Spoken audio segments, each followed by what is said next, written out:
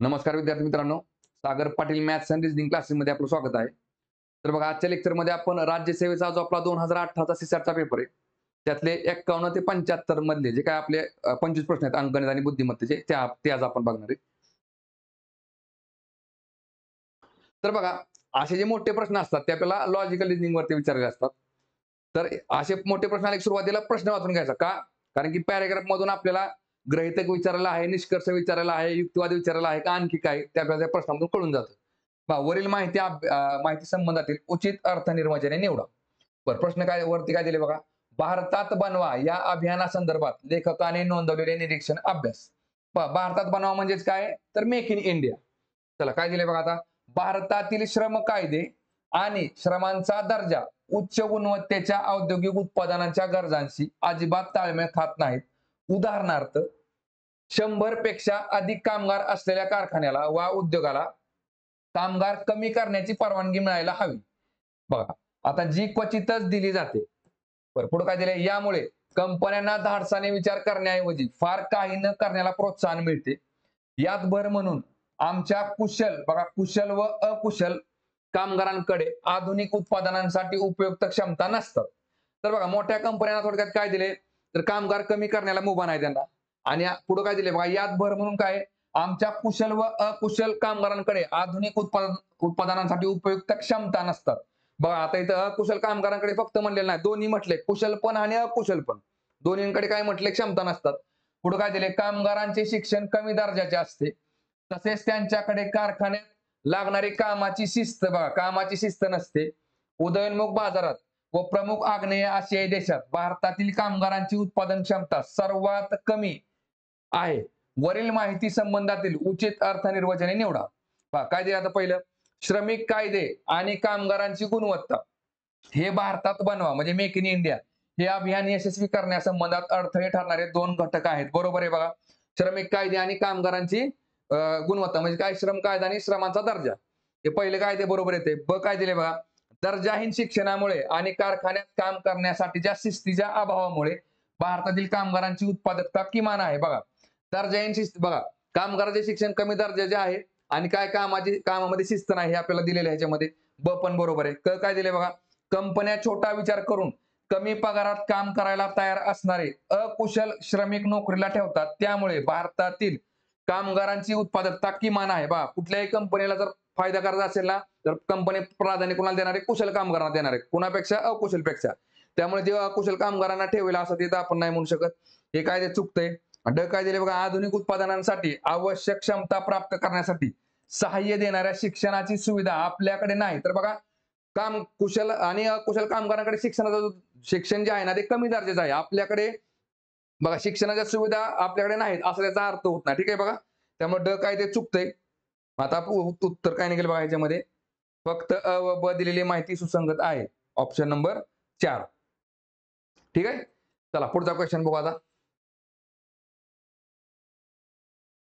पहा, आता हा पण प्रश्न कशावरचा आहे, लॉजिकल रिझनिंग वरचा आहे. प्रश्न नीट वाचून घ्या सुरुवातीला. पुढील पर्यायांमधून वरील विधानांच्या संदर्भात सर्वात योग्य ठरेल असे अनुमान निवडा म्हटले. अनुमान म्हणजेच काय, निष्कर्ष. मग निष्कर्ष कसा असतो बघा, जेवढी तुम्हाला माहिती दिलेली आहे पॅराग्राफ मध्ये तेवढ्याच माहितीवरून आपल्याला निष्कर्ष काढायचा असतो. ठीक आहे बघा. काय दिले बघा, पुढील विधाने अभ्यासा. ज्या विक्षिप्त हुकुमशहाने अस्त्राचे बटन दाबले तर परिणामी सुरू झालेले तिसरे जागतिक युद्ध शक्यतो पटकन संपतानाच संस्कृतींचाही शेवट होईल. बघा, तिसरं जर जागतिक थोडक्यात काय, तिसरं जर विश्वयुद्ध झालं तर काय, ते पटकन संपतानाच काय म्हटलंय, संस्कृतींचाही शेवट होईल. पुढे काय दिले बघा, फक्त त्याच्यासारख्याच लोकांची दादागिरी आणि आण्विक शक्तीचा गैरवापर या युद्धाला तोंड फोडेल. ठीक आहे बघा. आता काय दिले बघा ह्याच्यामध्ये, सर्व राष्ट्र प्रतिहल्ल्यासाठी आण्विक शस्त्रांसह सुसज्ज आहेत. आपल्याला अशी काय माहिती याच्यामध्ये दिसते का, पहिलं काय झालं, चूक झालं. 2 नंबरला काय दिले, विक्षिप्त असला तरी हुकुमशहाला संस्कृतींचा शेवट करणे आवडणार नाही. ठीक आहे. विक्षिप्त माणूस असा काय विचार करणार नाही. त्याच्यामुळे हे काय 2 नंबर चूक येते. 3 नंबर काय दिले, सर्व देशांच्या आण्विक ताकदीची वाढ लवकरच संस्कृतींना नामशेष करेल. बघा, सर्व देशांच्या म्हटले, सर्व देशांकडे आण्विक ताकद आहे असं उल्लेख आहे का याच्यामध्ये, नाही. आणि 4 नंबरला काय दिले बघा, तिसऱ्या जागतिक युद्धानंतर एकही संस्कृती शिल्लक राहणार नाही. पहा, इथे काय दिले, तिसरे जागतिक युद्ध शक्यतो पटकन संपताना संस्कृतींचाही शेवट होईल. इथं डायरेक्ट उत्तर दिलेलं आपल्याला ऑप्शन नंबर 4 काय ते बरोबर ते आपलं. ठीक आहे. चला पुढचा क्वेश्चन बघू. बघा आता हे प्रश्न बघा लॉजिकल रिझनिंग वरचे आहेत. कशावरती विचारलेत बघा. वरील विधानांच्या आधारे पुढील पर्यायांमधून सर्वात यथार्थ निष्कर्ष निवडा. बघा विधान निष्कर्षावरती प्रश्न आहेत, पण आपण सिलोगिझमच्या टाईपने पण सॉल्व्ह करू शकतो. ठीक आहे बघा. आता काय दिले बघा, पुढील विधानांचे परीक्षण करा. काय दिले, या खेड्यातील सर्व कॉन्क्रीटची घरे पांढरी रंगवली आहेत. बघा सर्व कॉन्क्रीटची घरे, बघा सर्व कॉन्क्रीटची घरे काय म्हटले, पांढरी रंगवलेली आहेत. बर आता 2 नंबरला काय दिले बघा, काही घरांना प्रशस्त द्वारमंडप आहे. 3 नंबर काय दिले, उदारीकरणानंतर बांधलेल्या कॉन्क्रीटच्या घरांना प्रशस्त द्वारमंडप आहेत आणि सर्व घरे कॉन्क्रीटची नाहीत. बरं आता हे आपल्याला 4 माहिती दिलेली आहे.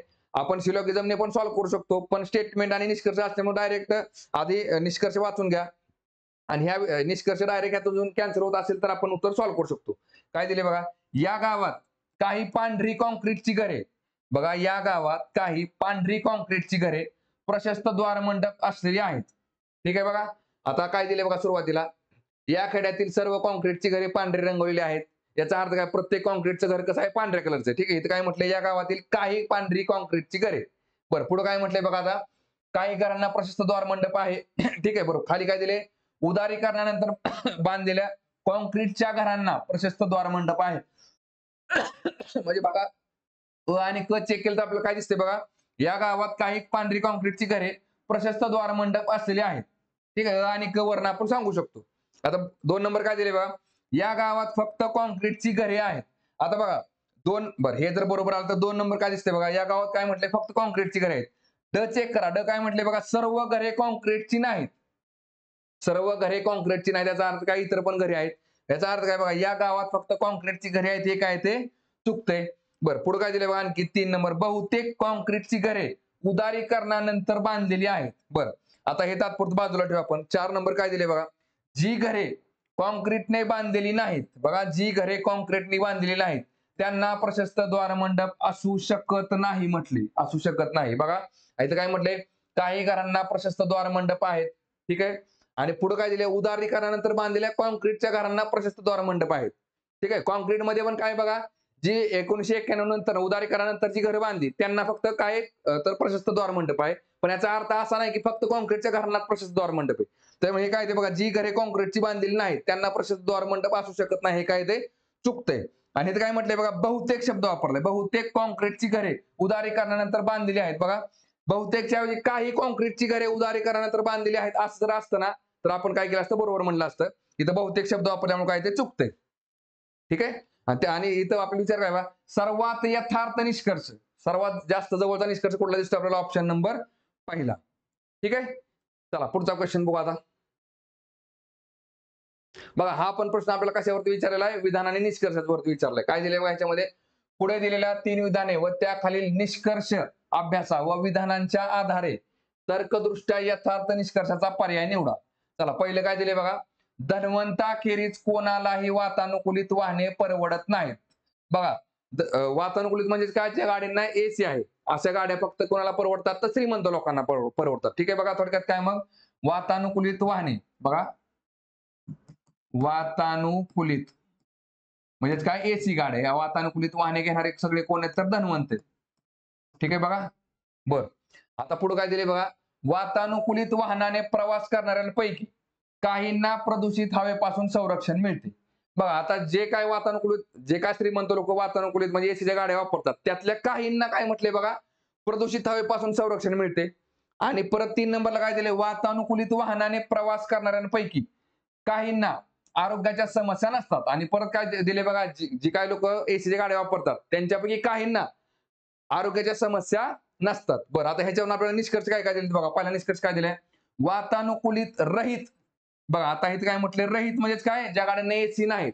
आता बघा वरचे जे 3 स्टेटमेंट आहेत, प्रत्येक स्टेटमेंट कशावरती दिले आपल्याला, वातानुकूलित.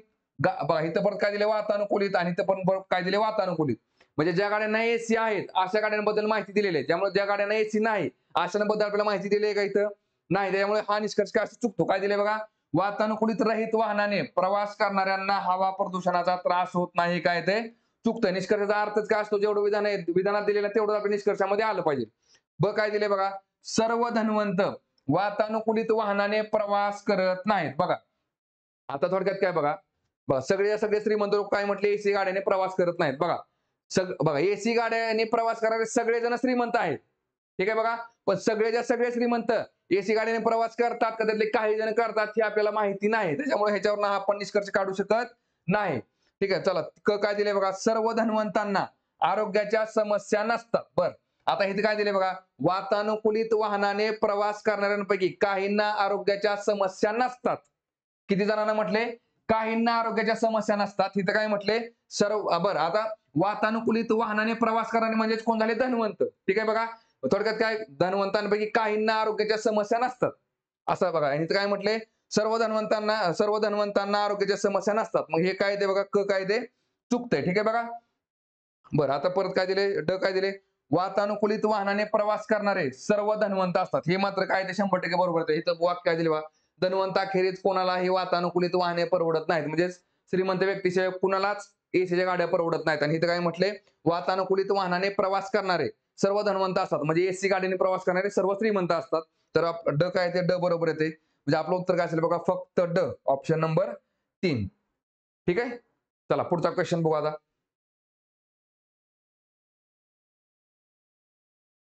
बघा आता खरे खोटे वरती प्रश्न विचारला आपल्याला. काय दिले बघा याच्यामध्ये, काही मालासह 3 गुन्हेगारांना ताब्यात घेतले. चौकशीच्या वेळी फक्त एक जण खरे बोलत होता आणि इतर दोघांपैकी प्रत्येक जण एकदा खरे आणि एकदा खोटे बोलत होता. ते म्हणाले. बरं आता ह्याच्यामध्ये 3 जण आहेत. यातली बघा, एक जण 100% खरं बोलतोय आणि बाकी दोघं एकदा खरे एकदा खोटं, एकदा खरे एकदा खोटं. म्हणजे ते याप्रमाणे बोलतात. पण कोण खरं बोलतंय ते आपल्याला माहित नाही. बरोबर आहे का? सुरुवातीला काय करायचं बघा, आता सुरुवातीला कोण आहे, आणि हा आणीची बघा, प्रत्येकाने 2-2 वाक्य वापरायचं. बरोबर आहे का? आणीची दोन्ही वाक्य बरोबर असं समजायचं आपण. बघा आणि खरं बोलते असं पकडू आपण. बघा याचा अर्थ काय, आणीची दोन्ही वाक्य बरोबर आहेत. आता ह्या 2 वाक्यांवरनं खालची बघा, मनू आणि जानूचं एक वाक्य बरोबर आणि एक वाक्य चूक आलं पाहिजे. बघा आता आणि काय म्हणते बघा, जानूने दरवाजा तोडला, हे वाक्य आपण बरोबर पकडलं. बघा जानूने दरवाजा तोडला आणि पुढे काय दिले, मनूने किमती सामान गोळा केले. ठीक आहे बघा. आता मनू काय म्हणते बघा, आणीने दरवाजा तोडला. बघा आणि वरती आपण काय केले, जानूने दरवाजा तोडला हे वाक्य बरोबर पकडलेलं आहे. याचा अर्थ आणीने दरवाजा तोडला हे वाक्य काय ते चूक येते. ठीक आहे, परत पुढे काय दिले बघा, मी किमती सामान गोळा केले आणि वरती काय केले आपण, मनूने किमती सामान गोळा केले हे बरोबर पकडलेलं आहे. आणि आता मनू काय म्हणते, तर मी किमती सामान गोळा केले. मग याचा अर्थ हे पण वाक्य काय ते बरोबर येते. ठीक आहे बघा. आता खाली जानूकडे बघा, जानू काय म्हणते, की बघा मी पिशव्या दुकानाबाहेर आणल्या आणि वरती काय केले बघा आपण, जानूने दरवाजा तोडला हे वाक्य बरोबर पकडलेलं आहे. मग याचा अर्थ बघा, मी पिशव्या, थोडक्यात मी म्हणजे कोण आहे, जानू. मग जानूने पिशव्या दुकानाबाहेर आणले हे काय ते चूक येते. आणि परत पुढे काय दिले बघा, मनूने दरवाजा तोडला. बघा दरवाजा कोण तोडलाय, जानूने दरवाजा तोडला. आणि इथं परत काय म्हटलंय, मनूने दरवाजा तोडला. याचा अर्थ हे वाक्य काय ते चुकतंय आपलं. बघा आपल्याला कंडिशन काय, एक जणाची दोन्ही वाक्य बरोबर आली पाहिजे आणि बाकीच्या दोघांपैकी एकाचं एक वाक्य बरोबर एक वाक्य चूक असलं पाहिजे. पण इथं जानूचं काय दिसतंय बघा, जानूची दोन्ही वाक्य आपल्याला चूक दिसतात. याचा अर्थ बघा, खरं बोलणारा हा आणि नसणार आहे. मग आता खरं कोणाला पकडायचं, मनूला एकदा पकडून बघा. मग आता मनूची दोन्ही वाक्य खरी पकडा. हे पण वाक्य बरोबर आहे आणि हे पण वाक्य बरोबर आहे. चला आता मनू काय म्हणते बघा, आणीने दरवाजा तोडला आणि मी किमती सामान गोळा केले. ही दोन्ही वाक्य आपण बरोबर पकडली. चला आता आणि काय म्हणते बघा, बघा जानूने दरवाजा तोडला आणि आपण खाली काय केले, आणीने दरवाजा तोडला हे बरोबर पकडले. मग जानूने दरवाजा तोडला हे काय येईल, चूक येईल. ठीक आहे बघा. आता मनू काय म्हणते बघा, मी किमती सामान गोळा केले. हे बरोबर पकडले आपण. आणि वरती आणि काय म्हणते, मनूने किमती सामान गोळा केले. बघा मी म्हणजेच कोण आहे, मनू आहे. मग हे जर वाक्य बरोबर असेल, म्हणजे मनूने किमती सामान गोळा केले हे बरोबर असेल, तर वरचं पण वाक्य काय येणार, बरोबर येणार आहे. मनूने किमती सामान गोळा केले. बरं आता खाली चेक करा बघा, जानू काय म्हणते, मी पिशव्या दुकानाबाहेर आणल्या. बरं आणि इकडे काय दिले बघा, मनूने दरवाजा तोडला. बरं आता इथं आपण मनूचं वाक्य काय पडले बघा, आणीने दरवाजा तोडला हे वाक्य आपण बरोबर पकडलेलं आहे. याचा अर्थ मनूने दरवाजा तोडला हे वाक्य काय येणार आहे, चूक येणार आहे. बरं आता बघा इथं काय केले बघा, मनूने किमती सामान गोळा केले, आणीने दरवाजा तोडला. आता जानू काय म्हणते, मी पिशव्या दुकानाबाहेर आणल्या. म्हणजे जानूचं हे वाक्य आपल्याला बरोबर पकडावं लागेल. बरोबर कंडिशन काय निघतात, मनूची दोन्ही वाक्य बरोबर आहेत, जानूचं आणि आणीचं एक वाक्य बरोबर आणि एक वाक्य चूक दिसतंय. म्हणजे आपल्याला सगळ्या कंडिशन आपल्या इथं बसलेले आहेत. बरं आपल्याला प्रश्न काय विचारलाय, तर किमती सामान कोणी गोळा केले. बघा किमती सामान कोणी गोळा केले, तर बघा मनूने किमती सामान गोळा केले हे आपण बरोबर पकडलेलं आहे. याचा अर्थ आपलं उत्तर काय असेल बघा, ऑप्शन नंबर 3 असेल. ठीक आहे. चला पुढचा क्वेश्चन बघू आता. बघा हा पण प्रश्न कशावरती विचारला आपल्याला, विधान आणि निष्कर्षावरती. ठीक आहे बघा, पुढे दिलेले विधान व निष्कर्ष अभ्यासा व विधानांच्या आधारे तर्कदृष्ट्या यथार्थ निष्कर्षाचा पर्याय निवडा. निष्कर्षाचा अर्थ काय, जेवढं विधानात दिले तेवढंच आपल्या निष्कर्षामध्ये असलं पाहिजे. ठीक आहे. बघा काय दिले, एका शासकीय कंपनीने तिच्या कर्मचाऱ्यांना त्यांचे उत्पन्न आणि मालमत्ता घोषित करण्यास सांगितले, परंतु कर्मचारी संघटनेने त्याला जोरदार विरोध केला आणि एकाही कर्मचाऱ्याने तिचे उत्पन्न घोषित केले नाही. आता याच्यावर निष्कर्ष काय काय निघतात बघा. पहिला निष्कर्ष काय दिलाय, या कंपनीतील कर्मचाऱ्यांचे बघा त्यांच्या पगाराव्यतिरिक्त कोणतेही अधिकचे उत्पन्न असलेले दिसून येत नाही. बघा असं काय आपल्याला वरती माहिती दिसते का तुम्हाला? बघा शासकीय कंपनीच्या कर्मचाऱ्यांना काय केले, उत्पन्न आणि मालमत्ता घोषित करायला सांगितले, त्यांनी केलेलं नाही, एवढं दिले फक्त. आता इथे काय म्हटले, तर या कंपनीतील कर्मचाऱ्यांचे त्यांच्या पगाराव्यतिरिक्त कोणतेही अधिकचे उत्पन्न असलेले दिसून येत नाही.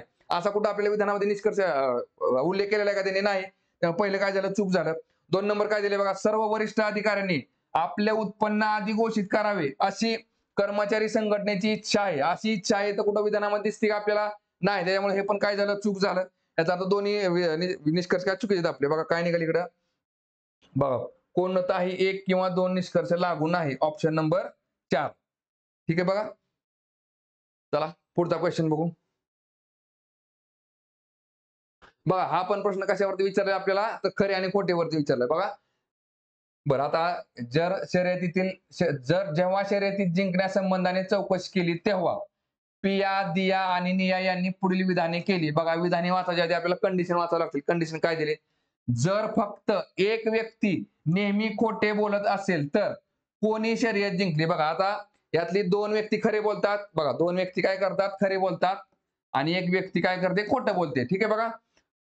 आता काय करा, सुरुवातीला पियाची दोन्ही वाक्य बरोबर तास पकडा. पिया काय म्हणते, सेतू. बघा पियाचं वाक्य खरं पकडलं आपण. सेतू किंवा लालू यापैकी एक जण शर्यत जिंकला. बघा पिया काय म्हणते, सेतू किंवा लालू पैकी एक जण शर्यत जिंकला. आता याच्यावरनं काय आलं पाहिजे बघा, दिया आणि निया मधले एक जणाचे वाक्य बरोबर आलं पाहिजे, एक जणाचे वाक्य चुकीचे आले पाहिजे. बघा दिया काय म्हणते, सेतू शर्यत जिंकला. बघा आणि वरती काय म्हटले, सेतू किंवा लालू पैकी एक जण शर्यत जिंकला. आपण बरोबर पकडले. याचा अर्थ सेतू शर्यत जिंकला हे वाक्य काय ते बरोबर येते.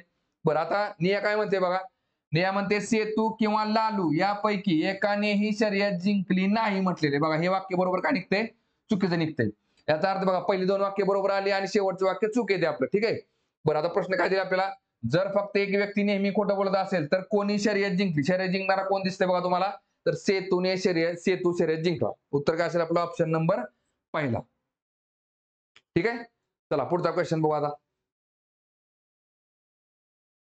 बघा सिम्प्लिफिकेशनचा क्वेश्चन आहे. काय दिले बघा याच्यामध्ये, लुसीकडे झीनत आणि जया यांच्याकडे असलेल्या नारळाच्या बेरजेच्या दुपटीपेक्षा 10 नारळ कमी आहेत. जयाकडे झीनतच्या दुप्पट नारळ आहेत. बघा जयाकडे किती नारळ दिलेत बघा. बघा जया, दुसरी कोण दिली, झीनत. बघा काय म्हटलंय, तर जयाकडे झीनतच्या दुप्पट नारळ आहेत. बघा झीनतकडे जर आपण X नारळ पकडले तर जयाकडे किती निघतील, 2X निघतील. ठीक आहे बघा. आणि वरती लुसीकडे किती नारळ दिले ते पण चेक करा. बघा लुसीकडे काय दिले बघा, झीनत आणि जया यांच्याकडे असलेल्या नारळांच्या बेरजेच्या दुपटीपेक्षा 10 नारळ कमी आहेत. बघा झीनत आणि जयाकडे असलेल्या नारळांची बेरीज किती आहे बघा, 2X अधिक X. ह्याची बेरीज किती झाली इकडं, 2X अधिक X ह्याची दुप्पट. आणि दुपटीपेक्षा काय म्हटलंय बघा, 10 नारळ कमी आहेत. कुणाकडे, लुसीकडे. बघा आता 2X अधिक X किती झाले, 3X. 3X बघा इकडे झाले 3X, हे गुणिले 2 वजा 10 म्हणजे बरोबर किती झाले, 3 दोन्ही 6X वजा 10. हे कुणाकडे झाले बघा नारळ, लुसीकडे नारळ झाले. हे झीनतकडे आणि इकडे झाले हे जयाकडे. बरं आता पुढे काय दिले बघा, जर लुसीने झीनतला 15 व जयाला 5 नारळ दिले तर झीनत व जया यांच्याकडे प्रत्येकी, बघा प्रत्येकी म्हटले, लुसीकडे सुरुवातीला असलेल्या नारळांच्या अर्ध्या संख्येइतके नारळ असतील. बघा पुणे लुसीने जर झीनतला नारळ दिले किती, 15. झीनतकडे किती X आहेत. मग लुसी बघा, लुसीने जर झीनतला 15 नारळ दिले आणि प्लस काय म्हटलंय बघा, जयाला किती 5 नारळ दिले. जयाकडे किती नारळ आहेत, 2X नारळ आहेत. आणि तिला काय दिले 5 नारळ दिले, तर काय दिले बघा, तर लुसीकडे सुरुवातीला असलेल्या नारळांच्या अर्ध्या संख्येत इतके नारळ असले. बघा काय म्हटले, तर जया यांच्याकडे प्रत्येकी म्हटले बघा, दोघींकडे किती नारळ असणार बघा, तर लुसीकडे इथे सुरुवातीला जेवढी काय संख्या आहे नारळांची त्याच्याबरोबर निम्मे दोघींकडे असणार, हिच्याकडे पण आणि हिच्याकडे पण. याचा अर्थ काय बघा, इथं आपलं इक्वेशन मांडता येते काय, दोघींची संख्या काय झाली, समान झाली.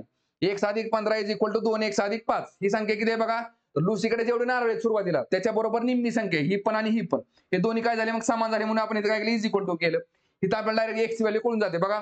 आता हा एक्स बरोबरच्या पलीकडे काय होईल बघा, 2x वजा x आणि हा 5 बरोबरच्या अलीकडे आणा बघा, 15 वजा 5 बरोबर काय निघते बघा, 2x मधनं x गेला खाली राहिला x आणि इकडे किती 15 5 गेले खाली राहिले 10, म्हणजे बरोबर x बरोबर किती आले 10 आले.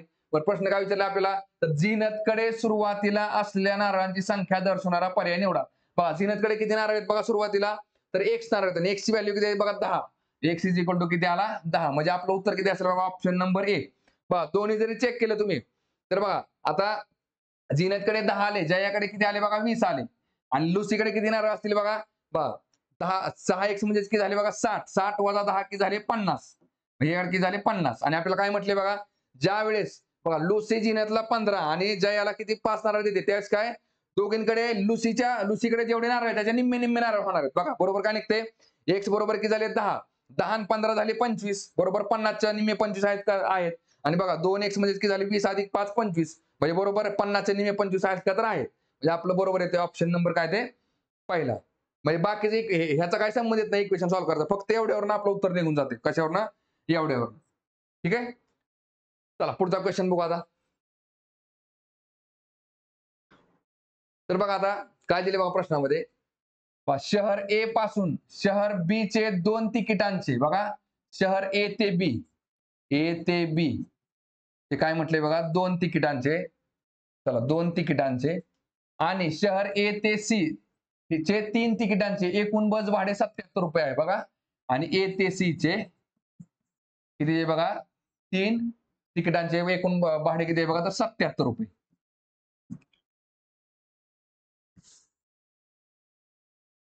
बरं आता पुढे काय दिले बघा, परंतु शहर ए पासून बी चे 3 तिकिटांचे बघा, ए पासून बी पर्यंतचे 3 तिकिटांचे अधिक पुढे काय दिले, शहर ए ते शहर सी चे 2 तिकिटांचे एकूण बस भाडे 73 रुपये, म्हणजे ए ते सी चे किती म्हटले 2 तिकिटांचे एकूण बस भाडे किती आहे, तर 73 रुपये. बघा ए ते बी चे 2 तिकिटांचे आणि ए ते सी चे 3 तिकिटांचे 77 रुपये आणि परत ए ते बी चे 3 तिकिटांचे आणि ए ते सी चे 2 तिकिटांचे एकूण 73 रुपये भाडे. तर बघा आता इथं पदावलीने क्वेश्चन सॉल्व्ह करण्यापेक्षा डायरेक्ट तुम्ही आन्सर ऑप्शन वरून गेला तरी आन्सर काढता येतं. तुम्हाला दोन्ही पद्धतीने दाखवतो बघा, ऑप्शन वरून कसं जायचं आणि इक्वेशन मांडून कसं जायचं ते बघा. आता पहिला इथे काय बघा, बरं आता प्रश्नामध्ये सुरुवातीला काय वाचून घ्यायचं, हे जे ऑप्शन तुम्हाला दिलेले आहेत ए ते सी पहिल्यांदा दिलाय का, ए ते बी ती नीट बघून घ्यायचं बघा. काय दिले, तर शहर ए पासून शहर बी व शहर सी चे अनुक्रमे बस भाडे किती असेल, म्हणजे ए ते बी आणि ए ते सी जशी इथं मांडणी दिलेली आहे तशीच. कधी कधी काय करतील बघा, ए ते बी आणि ए ते सी देतील आणि प्रश्नामध्ये ए ते सी आणि ए ते बी अशी मांडणी देतील उलट, त्यामुळे ते कन्फ्युजन करून घ्यायचं नाही. तर बघा आता बघा सुरुवातीला आपण ए ते बीचं किती भाडं पकडलं 14 रुपये बघा, पहिला ऑप्शन जर पकडला आपण बघा 14 रुपये जर तिकीट असेल ए ते बीचं, की 2 तिकिटांचं भाडं किती असेल बघा, गुणिले 2 करा, 14 दुने 28 आणि 23चं बघा, 23च्या 3 तिकिटांचं किती होईल बघा, 23 तर 69, म्हणजे 69 आणि 28 मला सांगा 77 येते का नाही बघा, 69 आणि 28 बरोबर 77 पेक्षा जास्त निघते, त्यामुळे पहिलं काय झालं चूक झालं. दुसरं काय निघते बघा 13 आणि 17 बघा, 13 आणि 17 बघा ए ते बीच्या 2 तिकिटांचं भाडं किती असेल, 13 दुने 26 आणि ए ते सीच्या 3 तिकिटांचं भाडं 17 अधिक 51 बघा, 26 आणि 51 किती निघते बघा इकडं, बरोबर 77 निघते बघा. 77 आलं लगेच दुसरं पण चेक करून बघा. आता बघा 13चं 3 तिकिटांचं भाडं किती निघेल बघा, इथं जर काढलं आपण 13चं 3 तिकिटांचं भाडं 13 त्रिक 69 सॉरी 13 त्रिक 39 आणि 17च्या 2 तिकिटांचं किती असेल बघा, 17 दुने 34 म्हणजे बघा 69 आणि 34 किती झाले, बरोबर 73 झाले, म्हणजे आपलं उत्तर काय निघेल बघा, ऑप्शन नंबर 2 निघेल. ठीक आहे बघा, ऑप्शन वरून असे प्रश्न आले की 2 जिथं ऑप्शन दिले तिथं आपण डायरेक्ट ऑप्शन गेलं तरी चालते. बघा सिम्प्लिफिकेशन जर सॉल्व्ह करायचं असेल तर काय करावं लागेल बघा आपल्या इथं, बघा आता हे 2 ह्यापैकी एक्स किंवा वाय काय करा, समान करून घ्या. कसं बघा, एक तर 2x आणि 3x काय करा सेम करून घ्या. काय तर बघा 2 ला इथं 3 ने गुणला आपण आणि 3 ला जर 2 ने गुणलं तर काय होईल बघा, तर बघा इथं 3 दुने 6 निघेल, 3 दुने 6 निघेल, बरोबर आहे की नाही. पण हे 3 कशाने गुणतो आपण बघा, तर सगळ्या संख्येला. ह्याला पण 3 गुणावं लागेल आणि ह्याला पण 3 गुणावं लागेल. इथं 2 गुणलं की ह्याला पण 2 गुणावं लागेल, ह्याला पण 2 गुणावं लागेल. किती निघते बघा इकडे आता? 3 दुने 6x अधिक बघा 3 त्रिक 9y बरोबर 3 याला गुणलं 3 असत 21 2 आले बघा 3 असत 21 आणि 2 किती झाले बघा 23 3 असत 21 22 23 ठीक आहे 231. बरं आता इकडे काय दिले बघा 3 दुनी 6x परत काय अधिक बे दुनी 4y बरोबर बे त्रिक 6 आणि बे 7 14. ठीक आहे बघा आता हे इक्वेशन याच्यातनं वजा करा किती निघते बघा इकडं 11तनं 6 गेले खाली राहिले 5 परत 12तून 4 गेले किती राहिले 8 राहिले आणि इकडे ठीक आहे बघा आता इकडे 6x मधनं 6x गेले 0 राहिले 9y मधनं वजा 4y गेले खाली किती राहतात 5y म्हणजे 6x ला 6x कॅन्सल झाले ना 9 मधून बघा 9y मधून 4y गेले खाली आले 5y 5y बरोबर 85 तर y बरोबर किती निघते बघा 85 भागिले 5 बरोबर किती निघते 17 17 5 85.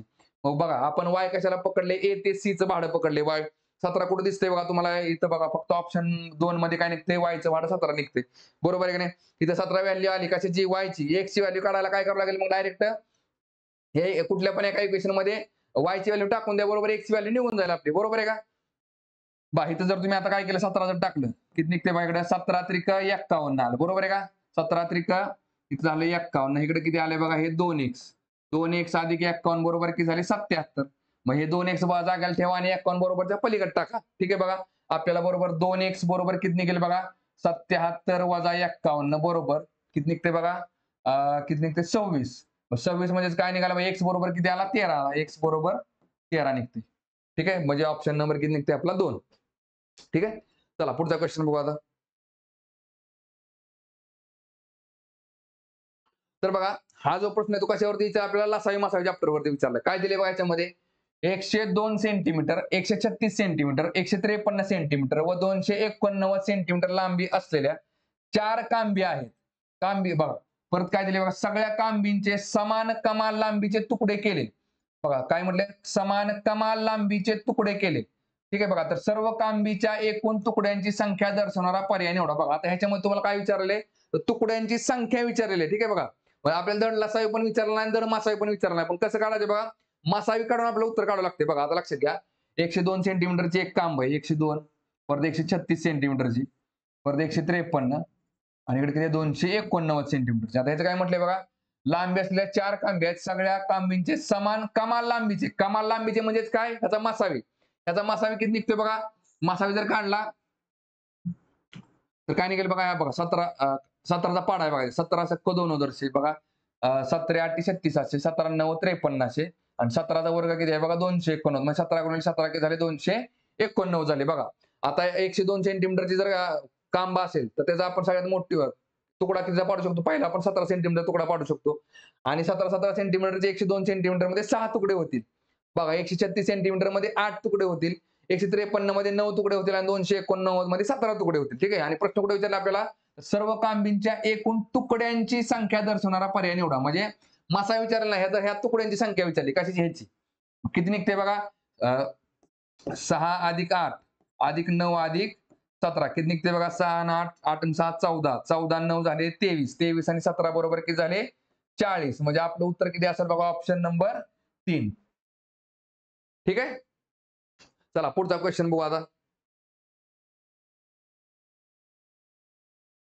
बघा काय दिले क्वेश्चन मध्ये 2 3 5 6 7 आणि 9 या अंकांपासून 5 ने भाग जाणारी व कोणताही अंक पुन्हा न येता अशा 3 अंकी किती संख्या तयार होऊ शकतात बघा परम्युटेशन कॉम्बिनेशनचा प्रश्न आपल्याला परम्युटेशन वरती क्वेश्चन विचारला बघा आता किती अंकी संख्या बघा आपल्याला ऑप्शन कुठले कुठले आहेत बघा 2 3 5 6 7 आणि 9 आहेत बरोबर आहे नाही याच्यापासून आपल्याला काय करायचे तर आपण अशा किती 3 अंकी संख्या तयार करू शकतो बघा आता 3 अंकी संख्या म्हणजेच काय बघा 1 2 आणि 3 अंकी संख्या तयार करू शकतो पण ह्याच्यामध्ये अट काय दिली बघा तर या अंकांपासून 5 ने भाग जाणाऱ्या व कोणताही अंक पुन्हा न येता अशा किती आपण 3 अंकी संख्या तयार करू शकतो बघा बरं आता 5 ने भागाला याचा अर्थ काय बघा जेवढा काय आपण ह्या अंकांपासून 3 अंकी संख्या तयार केली त्याला जर 5 ने भागाला असेल तर बघा त्याच्या एकक स्थानी काय घ्यावं लागेल आपल्याला 5 ची कसोटी काय दिलेल्या संख्येच्या एकक स्थानी 0 किंवा 5 असेल तर त्या संख्येला 5 ने भाग जातो आता इथं तर काय त्याने आपल्याला 0 दिलेला आहे का नाही ह्याच्यामधला एक अंक कुठला घेऊ शकतो आपण 5 घेऊ शकतो बरोबर आहे की नाही 5 इथं फिक्स आहे. 5 ला आपल्याला बदलता येणार नाही. मग इथं बघा 5 चा विषय संपला. या 5 चा विषय संपला. आता बघा जेवढे काय बदल करू शकतो आपण तेवढे ह्या 2 अंकांमध्येच करू शकतो. बघा आता ह्या 2 जागेसाठी आपल्याला किती ऑप्शन आहेत बघा. 1, 2, 3, 4, 5. 5 अंक आहेत. 5 अंक आहेत आपल्याकडे ह्या 2 जागा भरण्यासाठी. पहा पहिली जागा भरण्यासाठी माझ्याकडे किती ऑप्शन आहेत तर 5 ऑप्शन आहेत. मी इथं काय करेल 5 लिहिल. बघा आता ह्या 5 अंकांमधला एक अंक जर मी इथं मांडला तर माझ्याकडे बघा ही जागा भरण्यासाठी किती ऑप्शन राहतील तर 4 ऑप्शन राहतील. ठीक आहे बघा इथं किती झाले 4 ऑप्शन झाले माझ्याकडे. इथं गुणाकार करून टाका. बघा 5 चोक किती झाले बघा 20 झाले. 5 चोक 20 म्हणजे असे किती 3 अंकी संख्या तयार करू शकतो की ज्याला 5 ने भाग जाणार आहे तर 20 संख्या असतील. ऑप्शन नंबर 4 असेल. ठीक आहे बघा थोडक्यात काय बघा माझ्याकडे 5 ऑप्शन आहेत. बघा 5 अंकांमध्ये मला 2 जागा भरायच्या आहेत. 5p2 मग कसं असतं याच्यामध्ये 5 फॅक्टोरियल डिवाइडेड बाय 5 वजा 2. बघा 5 वजा 2 किती आलं 3 फॅक्टोरियल. किती निघते माझ्याकडे 5 गुणिले 4 गुणिले 3 फॅक्टोरियल डिवाइडेड बाय 3 फॅक्टोरियल. ठीक आहे बघा फॅक्टोरियलचा अर्थ काय 5 गुणिले 4 गुणिले असं उलट किती बनायचं 1 पर्यंत जायचं. खाली पण 1 पर्यंत जायचं. पण मी इथं 3 वरती का स्टॉप केलं मी 3 फॅक्टोरियल कॅन्सल करू शकतो. 3 ला फॅक्टोरियल 3 फॅक्टोरियल कॅन्सल झालं किती येते 5 चोक 20. ठीक आहे बघा चला पुढचा क्वेश्चन बघू आता. बर टाइम डिस्टन्स स्पीड वरती क्वेश्चन आहे. काय दिले बघा याच्यामध्ये ए व बी या 2 राशीतील संबंधांचे वर्णन करणारा उचित पर्याय निवडा. लालू आणि जॉन हे रस्ता शर्यतीच्या स्पर्धेत धावत आहेत. लालू 2 तासात 304 शर्यत पूर्ण करतो. लालूला 910 शर्यत पूर्ण करायला लागणाऱ्या वेळेच्या 508 वेळेत जॉन 203 शर्यत पूर्ण करतो. इथं काय दिले राशी काय दिले बघा लालूचा वेग आणि राशी बी म्हणजेच काय जॉनचा वेग. ठीक आहे बघा आता बघा आपल्या थोडक्यात काय लालूचा आणि जॉनचा वेग काढायचा आहे बरोबर आहे की नाही. बरं वेग किती आला पाहिजे फक्त ते नाही आपल्याला फक्त काय लालूचा वेग जास्त आहे का जॉनचा वेग जास्त आहे. म्हणजे कधी कळतं बघा समानांतर जर दोघांनी पार केलं समानांतर लालूने पण पार केलं आणि जॉनने पण पार केलं तर त्यावेळेस बघा समानांतराला दोघांना किती वेळ लागला ह्याच्यावरून आपण दोघांमध्ये कोण वेगवान आणि कोण हळू धावते आपण सांगू शकतो बरोबर आहे का. पण आता प्रश्नात काय दिले बघा ए व बी या 2 राशीतील संबंधांचे वर्णन करणारा उचित पर्याय निवडा. बघा लालू आणि जॉन हे रस्ता शर्यतीच्या स्पर्धेत धावत आहेत. बघा लालू 2 तासात 304 शर्यत पूर्ण करतो. बघा लालूने काय केले बघा 2 तास म्हणजे किती झाले बघा 2 तास म्हणजे झाले 120 मिनिट. बघा 2 तास म्हणजे झाले 120 मिनिट. लालूने काय केले बघा 120 मिनिटामध्ये किती शर्यत पूर्ण केली बघा तर बघा 304 म्हणजेच काय एकूण 4 भागाची शर्यत आहे. त्यातले 3 भाग पूर्ण केले लालूने. आपण कोणाचं काढतो हे लालूचं. लालूने 120 मिनिटामध्ये 3 भाग पूर्ण केले. एकूण शर्यत किती आहे बघा आपली एकूण 4 भागाचे. बघा हे छेद काय बघा 304 आहे म्हणजे एकूण शर्यत झाली तुमची 4 भागाची. 3 भाग पूर्ण करायला 120 मिनिटं तर मग 4 भाग पूर्ण करायला किती 4 भाग पूर्ण करायला किती. इथं आपल्याला लालूला किती वेळ लागला पूर्ण शर्यत करायला ते कळून जाते बघा. आता इकडे घ्या चला तिरकस गुणाकार करायचा आणि ह्याला x गुणिले 3 बरोबर 4 गुणिले 120. चला एक जागेला ठेवा आणि 3 बरोबरच्या पलीकडे टाका. 4 गुणिले 120 भागिले 3 आले.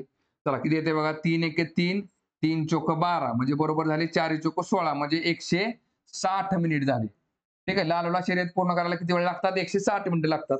बरं दुसरा कोण दिलाय बघा जॉन. बरं आता जॉनचं काय दिलंय बघा लालूला 910 शर्यत पूर्ण करायला लागणाऱ्या वेळेच्या.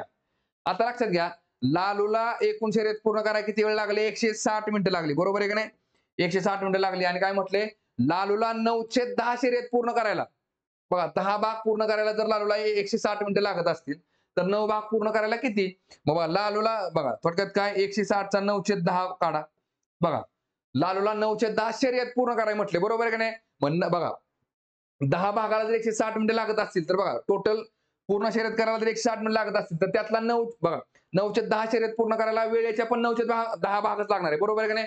मग 160 चा आपण काय 910 भाग काढला.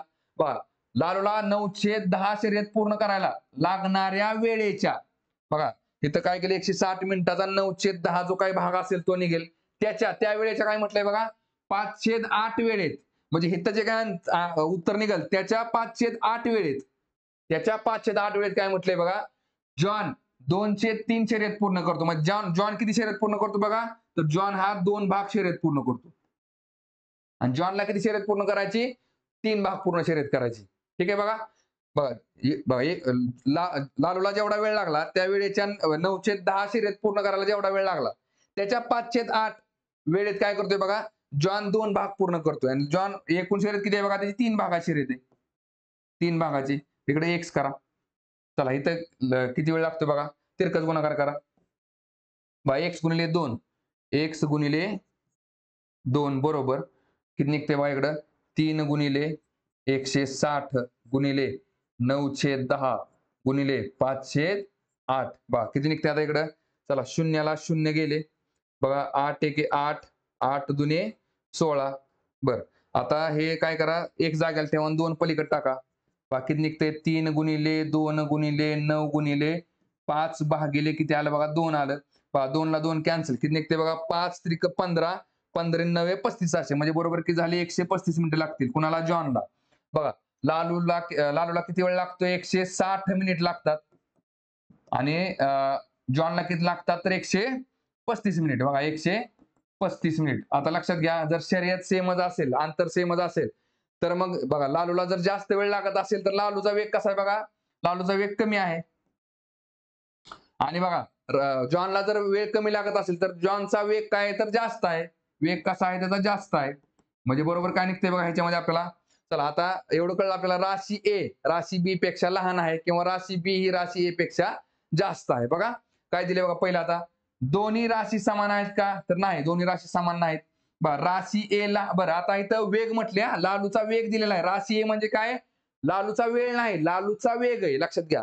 बरं लालूला जर जास्त वेळ लागत असेल तर वेग हा त्याचा काय असणार आहे, कमी असणार आहे. आणि जॉनला जर कमी वेळ लागत असेल तर त्याचा वेग हा जास्त असणार आहे. ठीक आहे बघा. आता राशी ए लहान आहे बघा, राशी ए लहान आहे का, तर आहे. लालूचा वेग कसा आहे, कमी आहे, म्हणजे ऑप्शन नंबर 2 बरोबर येते. 3 नंबरला काय दिले, राशी बी लहान आहे का, तर नाही. राशी बी कशी आहे, तर जास्त आहे, लहान नाही तर मोठी आहे. बरं पुढे काय दिले बघा, राशीतील संबंध निश्चित करण्याच्या दृष्टीने माहिती पुरेशी नाही, सगळं काय चूक येते. ऑप्शन नंबर काय ते आपलं 2 निघते. ठीक आहे. चला पुढचा क्वेश्चन बघू. बघा वयवारी चॅप्टर वरती प्रश्न विचारलाय. काय दिले बघा याच्यामध्ये, सविता आणि कविता यांच्या आजच्या वयाचे गुणोत्तर 3:4 आहे. 5 वर्षानंतर त्यांच्या वयाचे गुणोत्तर 4:5 होईल. तर सविता आणि कविता यांची आजची वये काढा. बघा आता लक्षात घ्या तुम्हाला प्रश्न कुठे विचारलेला आहे, तर सविता आणि कविताचं आजचं वय. ठीक आहे बघा. आणि वरती जर आपण बघितला, सविता आणि कविता यांच्या आजच्या वयाचे गुणोत्तर पण दिले तुम्हाला. आजच्या वयाचं गुणोत्तर पण माहिती आहे आपल्याला, किती, 3:4 आहे. याचा अर्थ काय बघा, सविताचं वय हे 3च्या पटीमध्ये असेल आणि कविताचं वय 4च्या पटीमध्ये असेल. येते लक्षामध्ये. 3:4 म्हणजे बघा ही झाली सविता आणि ही झाली कविता. बघा मग आता लक्षात घ्या, 3:4च्या पटीत म्हणजे काय, सविताचं वय बघा 3 ने ऑप्शन भाग जाणारा ऑप्शन कुठला आहे बघा, 3:5 15 आणि कविताच्या वयाला 4 ने भाग गेला पाहिजे, 4:5 20. बघा 3:5 15, 4:5 20 बरोबर उत्तर काय निघते आपलं, ऑप्शन नंबर 2. हे झालं कसं, शॉर्टकट मध्ये. ठीक आहे बघा, डायरेक्ट आपण काय केलं, रेषेवरनं उत्तर काढलं. ठीक आहे. दुसरी मेथड कुठली असते बघा ह्याच्यामध्ये. बघा आता टोटल तुम्हाला हा प्रश्न मी 3 प्रकार सॉल्व्ह करून दाखवतो. ठीक आहे बघा. पहिल्यांदा आपण काय केलं, डायरेक्ट रेषेवरनं उत्तर काढलं, ऑप्शन नंबर 2. दुसरी मेथड काय असते बघा ह्याच्यामध्ये, सविता आणि कविता, सविता आणि कविताचं बघा आजचे वय, आजचे वय किती आहे बघा, तर 3:4 म्हणजेच काय असतं बघा, 3x आणि 4x असतो. ठीक आहे बघा. आणि 5 वर्षानंतरचं वय काय दिले बघा, 5 वर्षानंतरचं वय किती दिले आपल्याला, 4x आणि 5x. ठीक आहे बघा, हे रेशो दिलाय त्यांनी. ठीक आहे बघा लक्षात घ्या जर आता दोघींचं पण वय कितीने वाढलंय बघा, 5-5 वर्षांनी वाढले, म्हणजे समान संख्येने वय वाढले, बरोबर आहे की नाही. आणि तो गुणोत्तरामध्ये जर आपण बघितलं, बघा 3x चा किती झालाय बघा, 4x म्हणजे 1x वाढलाय. आणि 4x चा 5x झालाय म्हणजे इथं पण 1x वाढलाय, बरोबर आहे का नाही. दोघांची पण संख्या किती वाढली बघा गुणोत्तरामध्ये, समान वाढली, कशी 1-1 ने वाढली. याचा अर्थ काय बघा, आणि संख्येमध्ये जर आपण बघितलं किती वर्षांनी वाढले, 5 वर्षांनी. मग x ची व्हॅल्यू किती असणार आहे बघा, 5 वर्ष असणार आहे. तुम्हाला विचारले काय त्यांनी, सविता आणि कविता यांचं आजचं वय किती. आजचं वय किती असेल बघा, मग 3 गुणिले 5, 3:5 15 आणि 4 गुणिले 5, 4:5 20. पण या मेथडने कधी सॉल्व्ह करायचं आपल्याला, जर दोघांचा पण रेशिओ हा समान प्रमाणामध्ये जर वाढला असेल तर. बघा इकडे 4 दिले आणि इकडे 7 दिले, तर त्यावेळेस आपण या मेथडने जाऊ शकत नाही. येते लक्षामध्ये बघा. आता हे झालं या मेथडने आपलं उत्तर किती निघालं 15 आणि 20. 15 आणि 20 ऑप्शन नंबर 2 झाला. बरं आता आपल्याला सगळ्या क्वेश्चनला सूट होणारी आपली मेथड कुठली असते बघा, आता ती लिहून घ्या. बघा सविताचा आणि कविताचा आजचं वय किती आहे? 3x आणि 3x आणि 4x. बघा आता 5 वर्षानंतरचं त्यांचं वय किती असेल? दोघींच्या पण वयामध्ये किती किती वय वाढणार आहे? 5-5 वर्ष वय वाढणार आहे. हे तर किती असेल बघा 3x अधिक 5 आणि इकडे झालं आपलं 4x अधिक 5. बघा ही जी मेथड आहे आपली, ही मेथड सगळ्या क्वेश्चनला चालून जाते. ठीक आहे. बघा किती निघते इकडे. बरं आता 5 वर्षानंतर जे काय त्यांचं वय आलंय, कशाला आपण आजच्या वयाच्या गुणोत्तराला धरून जे काय काढले, तर त्याचं बघा त्याचं एकमेकाशी गुणोत्तर काय निघते बघा इकडं 4-5 आहे. म्हणजेच काय बघा, ही जर संख्या 4 असेल ना, तर त्याच्या पटीमध्ये ही संख्या किती असते बघा 5 असेल. ठीक आहे बघा. कारण 5 वर्षानंतरचं गुणोत्तर पण दिलं ना त्यांनी आपल्याला 4-5. म्हणजे ही जर 4 असेल ना, तर ही किती आहे 5 आहे. बरं आता काय करायचं बघा, हे इथं इक्वेशन आपलं सॉल्व्ह होतं. ह्याने ह्याला गुणायचं आणि ह्याने ह्याला गुणायचं. काय निघते बघा 5 ने ह्याला गुणलं तर बघा 5 गुणिले 3x अधिक 5 बरोबर 4 ने ह्याला गुणा बघा 4 गुणिले 4x अधिक 5. बघा काय निघते बघा 5 गुणिले 3 5 त्रिक 15x अधिक 5 5 25 बरोबर 4 चौक 16x अधिक 4 पंचे 20. बघा आता हे 15x बरोबरच्या पलीकडे टाका. काय होईल बघा 16x वजा 15x आणि हे 20 बरोबरच्या अलीकडे आणा. बघा 25 वजा 20 बरोबर काय निघते बघा इकडं 16तनं 15 गेली खाली राहिला x आणि 25 मधनं 20 गेली खाली राहिले 5. म्हणजे x ची व्हॅल्यू कळून गेली आपल्याला. मग आपल्याला विचारले काय त्यांनी तर सविता आणि कविता यांचं आजचं वय किती असेल? मग सेम तेच आहे बघा. x ची व्हॅल्यू किती असते इकडं 3 गुणिले 5 बरोबर झाली 15 आणि 4 गुणिले 5 बरोबर झाली 20. म्हणजे ऑप्शन नंबर किती असेल? 2 असेल. ठीक आहे. चला पुढचा क्वेश्चन बघू आता. बर आता हा प्रश्न कशावरती दिलाय बघा, लसावी मसावी चॅप्टरवरती विचारलाय. काय दिले बघा 3 मीटर 5 मीटर 10 सेंटीमीटर आणि 12 मीटर 90 सेंटीमीटर अशी लांबी असलेले कापडाचे 3 तुकडे असून मोजण्यासाठी जास्तीत जास्त मोठ्या मापाची मोजपट्टी किती लांबीची असायला हवी ते शोधा. बघा आता प्रश्नामध्ये तुम्हाला काय विचारलंय, ह्या 3 मीटर 5 मीटर 10 सेंटीमीटर आणि 12 मीटर 90 सेंटीमीटरचा आपल्याला काय करायचं आहे? मसावी काढायचं. ठीक आहे बघा. आता बघा बरं आता आणि ते बघा थोडक्यात काय बघा, कपड्याच्या दुकानामध्ये जर गेलो आपण बघा 3 मीटरचं कापड आहे, 5 मीटर 10 सेंटीमीटर आणि 12 मीटर 90 सेंटीमीटरचं आहे. बघा एक लक्षात घ्या, जर 100 मीटरचं जर आपलं कापड असेल 100 मीटरचं बघा, आता आपण काय केलं बघा, तर आपण काय केलं बघा इकडे आता समजा 12 मीटरचे आपण काय केलं तुकडे केले. काय निघतील बघा 12 मीटरचे 12 8 96 तुकडे होतात. बरोबर आहे की नाही? 96 तुकडे होतात. शिल्लक राहिले जे काय 4 मीटर आहे ते 4 मीटर बघा विकलं जात नाही शक्यतो. बरोबर आहे की नाही? मग आता त्यामुळे काय करतोय बघा आपण या 100 मीटरचा काय करायचं मसावी काढायचा आणि बरोबर तेवढे सगळे तुकडे होतात. थोडक्यात काय कुठलंच आपलं त्या कापडाचा जे तुकडा आहे तो आपला काय तो वाया जात नाही. तिथं काय करायचं आपल्याला लक्षात घ्या. 3 मीटर. बरं आता तुम्हाला काय दिले बघा जास्तीत जास्त मोठ्या मापाची मोजपट्टी किती लांबी असायला हवी ते कशी दिली बघा सेंटीमीटर मध्ये दिले. बरोबर आहे की नाही? जेवढं काय तुम्हाला दिले जात 3 मीटर म्हणजे किती झाले बघा 1 मीटर. 1 मीटर म्हणजे झाला बरोबर 100 सेंटीमीटर. 100 सेंटीमीटर म्हणजे बघा 3 मीटर म्हणजे बरोबर झाले 300 सेंटीमीटर. परत 5 मीटर म्हणजे झाले 500 मीटर आणि परत 10 सेंटीमीटर म्हणजे 510 सेंटीमीटर आणि 12 मीटर 90 सेंटीमीटर म्हणजे झाले 12 मीटर 1290 सेंटीमीटर. ठीक आहे बघा. आता ह्याचा किती मोठा तुकडा आपण काढू शकतो लक्षात घ्या. बघा आता इथं सगळीकडे 0 0 0 दिसते मग 10 ने भाग घालू शकतो आपण. 10 ने भाग घालवला इकडे किती आलं 30 आलं, इथं आलं 51, इकडे आलं 129. बघा आता आपण कशाने भाग घालू शकतो याच्यामध्ये बघा 3 ने भाग घालू शकतो. बघा 3 ची कसोटी बघा 3 ने ह्याला भाग जातोय 5 आणि 1 6 3 ने ह्याला भाग जातोय 9 ने 1 10 आणि 2 12 ह्याला पण 3 ने भाग जातोय. 3 ने भाग घालवा आता किती निघते बघा 3 1 3 बघा 17 त्रिक 51 परत 3 चौक 12 आणि 3 त्रिक 9. ठीक आहे बघा म्हणजे आता बरोबर बघा 10 त्रिक किती झाले बघा 30 सेंटीमीटर झाले. बघा थोडक्यात काय आपला मसावी किती निघतोय 30 सेंटीमीटर ऑप्शन नंबर पहिला. बघा जर आपण 30 सेंटीमीटरचा तुकडा काढला तर 300 सेंटीमीटर मधून आपण 10 तुकडे काढू शकतो.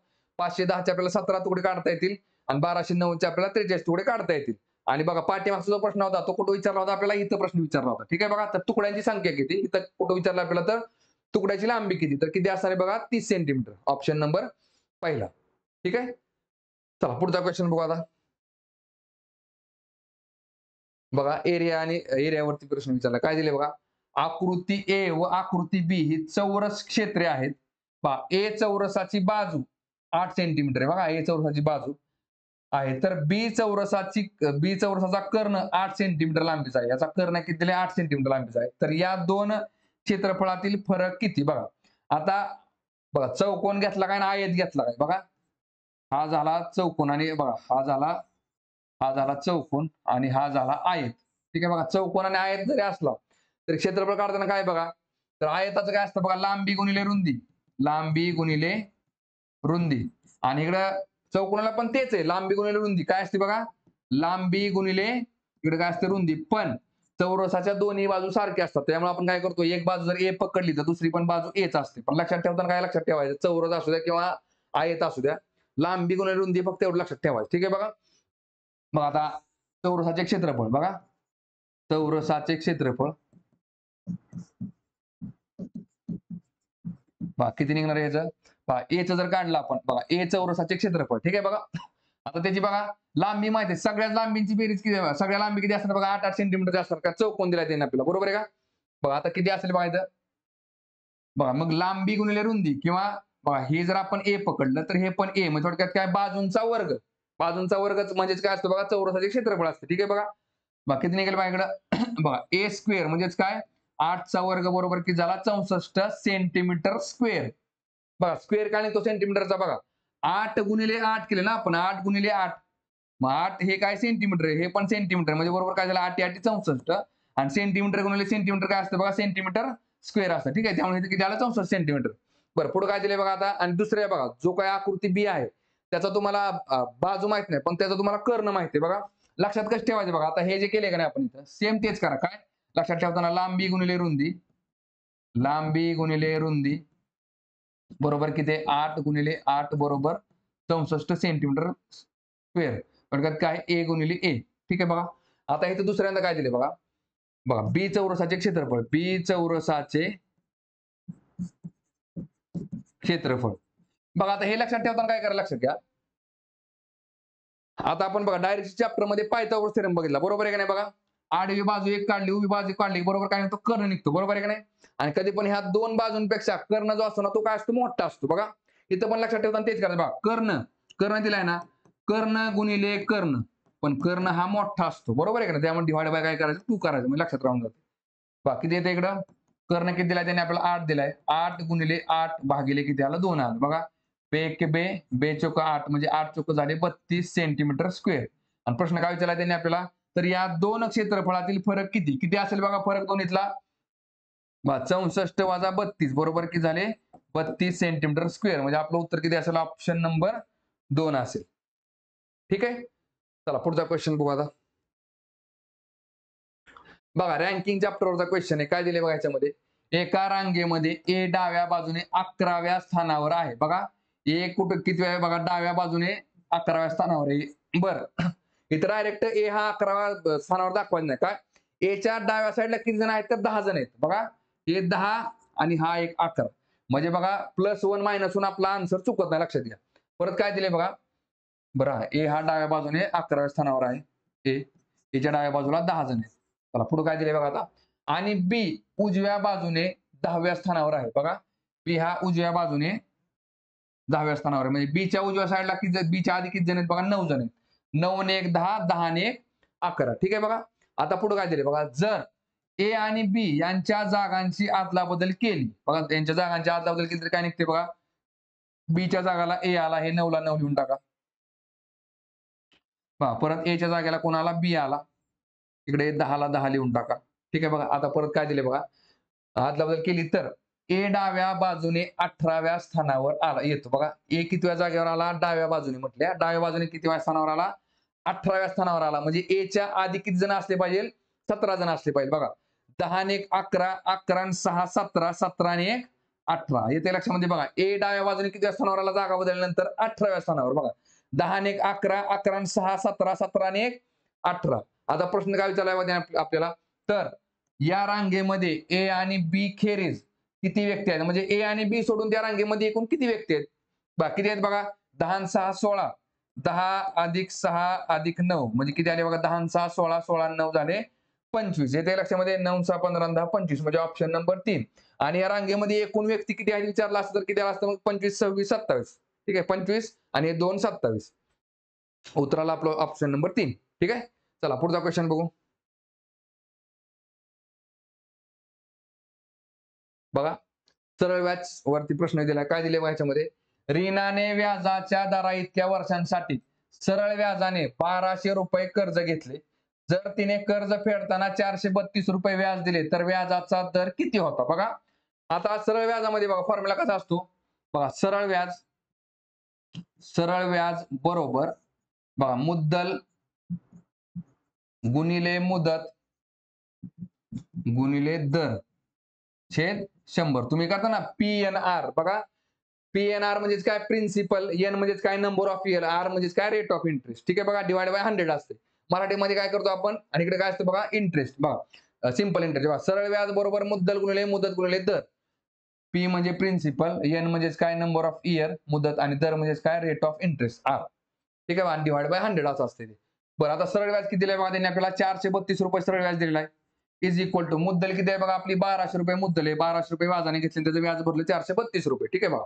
आता बघा काय दिले? जर तिने कर्ज फेडताना रीनाने व्याजाच्या दरा इतक्या वर्षांसाठी, बघा व्याजाच्या दराने इतक्या वर्षांसाठी म्हणजेच काय? व्याजाचा दर आणि जितक्या वर्षांसाठी घेतलेले ते वर्ष काय सेमच आहेत. म्हणजे बघा 10 वर्षांसाठी जर घेतला असेल तर व्याजाचा दर पण 10 आहे, 10%.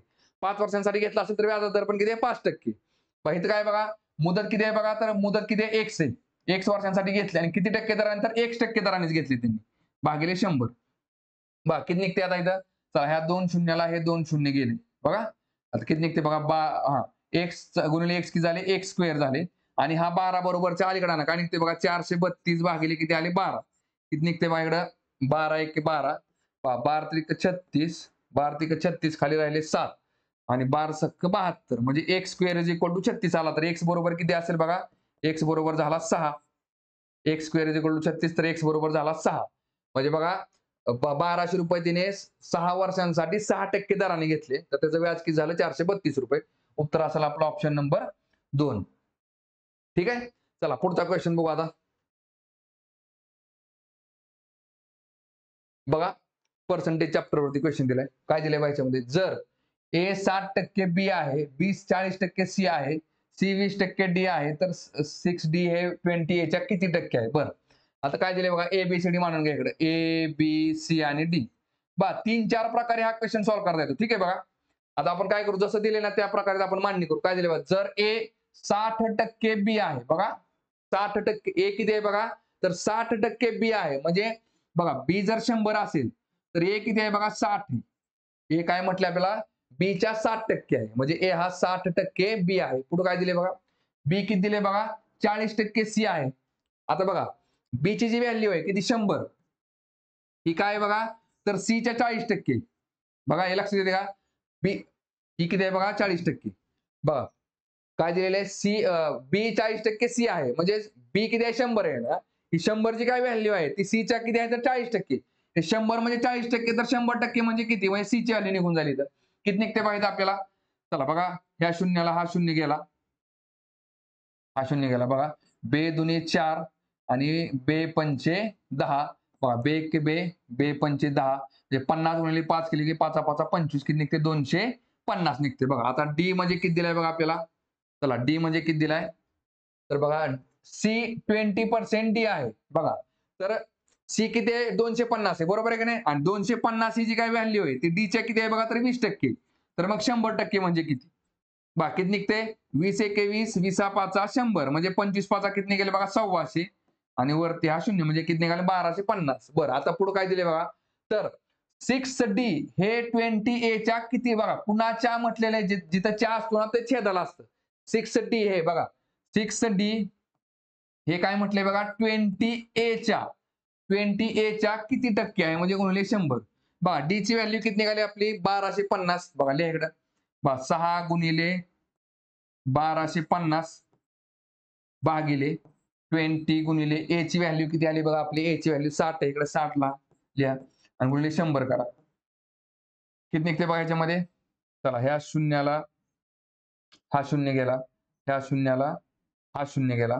बघा परत काय निघते? 6 ला 6 कॅन्सल झाले. बे एक बे, बे सख्ख 12, परत बे दुनी 4 आणि 1 5, बे पंचे 10 म्हणजे 625% निघते. म्हणजे किती निघते बघा? ऑप्शन नंबर 4 निघाला आपलं उत्तर. Option number 4 625%. ठीक आहे, चला पुढचा क्वेश्चन बघू आता. बघा पझल चॅप्टर वरती क्वेश्चन दिलाय. काय दिले बघा याच्यामध्ये, राम आणि श्याम हॉकी व व्हॉलीबॉल मध्ये चांगले आहेत. बघा राम आणि श्याम, राम आणि श्याम काय म्हटले बघा, हॉकी आणि व्हॉलीबॉल, हॉकी आणि व्हॉलीबॉल, हॉकी आणि व्हॉलीबॉल. बघा ह्या टाईपच्या पझल मध्ये बघा सरळ सरळ मांडणी दिलेली असते, त्यामुळे इथं काय बॉक्स काढत बसायची गरज नसते, सरळ सरळ आपलं लिहून घ्या. बघा हॉकी आणि व्हॉलीबॉल झाले. परत सचिन व राम हॉकी आणि बेसबॉल मध्ये चांगले आहेत. बघा सचिन व राम, राम तर पहिलाच दिलाय इथे एक लिहा, आणि दुसरा कोण दिलाय बघा सचिन, इथं परत इकडे सचिन लिहा. म्हणजे आपल्याला कळून जाईल ना, एक कुठं लिहिला इथं, तर आपल्याला जी काय मांडणी करायची राम आणि सचिनला करायची. काय दिले बा, सचिन व राम हॉकी आणि बेसबॉल. राम तर हॉकी ऑलरेडी खेळतोय, फक्त बेसबॉल लिहा रामच्या पुढं, आणि सचिनच्या पुढं हॉकी आणि बेसबॉल करा, हॉकी आणि बेसबॉल.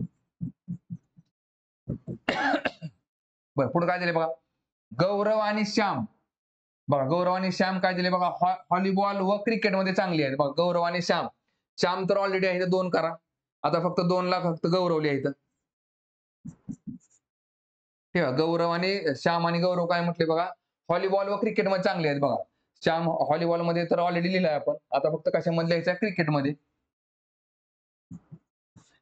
बघा गौरवला मात्र व्हॉलीबॉल आणि क्रिकेट दोन्ही लिहावं लागेल, व्हॉलीबॉल आणि क्रिकेट.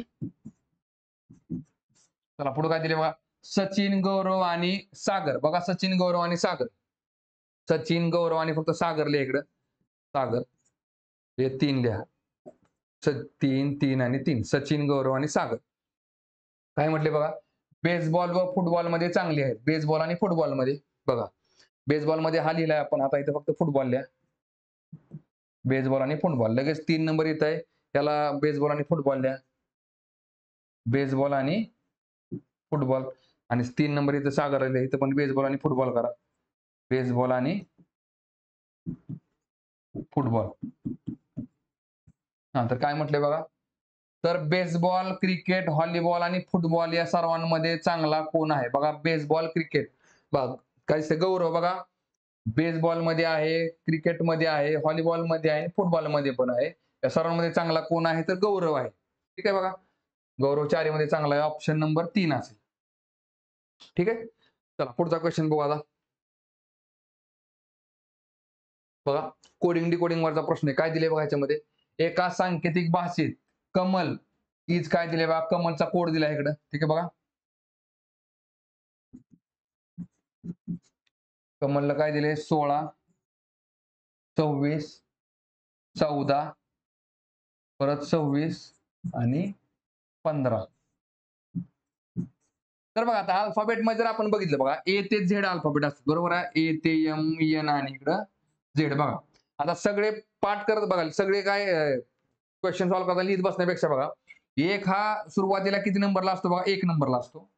तर बघा सरळ मांडणी केली तर हा 13 नंबरला असतो, हा 14 नंबरला असतो आणि हा 26 नंबरला असतो. उलट जर मोजायला सुरुवात केली तर झेड हा 1 नंबरला बसतो, झेड हा 1 नंबरला बसतो, एन हा 13 नंबरला बसतो, एम 14 नंबरला बसतो आणि ए हा 26 नंबरला बसतो. ठीक आहे बघा, आणखी यात लक्षात काय ठेवायचं बघा, 1 अधिक 26 किती झाली, 27. बघा 13 आणि 14 27, 14 आणि 13 27, 26 आणि 27. म्हणजे सरळ मांडण्याने पाठीमागून जो नंबर असतो, जी बेरीज केली तर बेरीज किती निघते, 27 निघते. ठीक आहे बघा, याचा अर्थ काय बघा इथं, बघा केचा जर नंबर बघितला आपण, बघा के एल एम, बघा के, बघा के एल एम, के एल आणि एम. बघा आता इकडे किती येते बघा, 12 13च्या पाठीमाग 12, 12च्या पाठीमाग 11. बघा केला त्यांनी 11 दिलाय का नाही दिलेला, उलट मांडणी केली आपण, काय निघते बघा 14 15 आणि 16. जर बघा एबीसीडी जर आपण उलटी मोजली तर केचा कितवा क्रमांक आहे, उलट्यामध्ये 16वा क्रमांक. इथं बरोबर काय निघते बघा तुम्हाला, 16 दिसते बघा. ए कितव्या क्रमांकावर असतो, 26वा, इथं ए दिसते बघा. एम कितव्या क्रमांकावर आहे बघा, एन हा उलटा मोजला तर 14व्या क्रमांकावर आहे. म्हणजे काय केले बघा, आपली अल्फाबेट सिरीज कशी मोजली त्यांनी, उलटी मोजली. ठीक आहे बघा, ए ला परत 26 केला आणि एल बरोबर कितवा निघालाय बघा, 15. एल हा बरोबर 15 निघाला. आता विचारले काय, तर नो साठी कोणता संकेत राहील. बघा नो साठी बघा इथं काय, मग एनच्या पुढे एन, च्या पुढे इथं ओ निघेल, एन ओ. बघा 14च्या पुढे इकडे काय निघेल, 15 निघेल आणि 13च्या पाठीमाग 12 निघेल. ठीक आहे बघा, बघा आता एन साठी काय आला बघा, 13 आला आणि ओ साठी किती आला, 12. बघा एन साठी किती झाला, 13 ओ साठी किती झाला 12 म्हणजे 13 आणि 12 उत्तर निघालं आपलं.